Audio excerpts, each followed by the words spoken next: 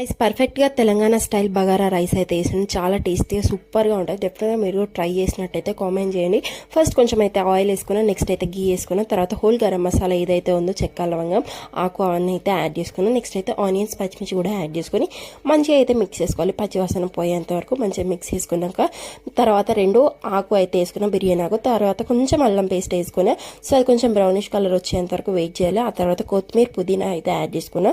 Next అయితే salt add చేసుకోవాలి. సరిపోయినంత సాల్ట్ యాడ్ చేసుకొని కొంచెం గరం మసాలా కూడా యాడ్ చేసుకోవాలి. సో అదంతా కొంచెం మంచిగా మిక్స్ అయ్యి పచ్చివాసన వచ్చేంత వరకు మంచిగా కలుపుకున్న తర్వాత ఆ తర్వాత వాటర్ వేసేయడమే.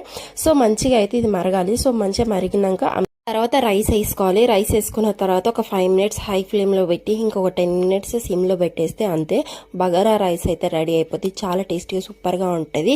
చికెన్ మటన్తోనైతే సూపర్గా ఉంటుంది. డెఫినెట్గా ట్రై చేస్తుంటే కామెంట్ చేయండి. అండ్ వీడియో నచ్చితే like, share, subscribe to Sudhapani YouTube channel. Thank you for watching. Bye.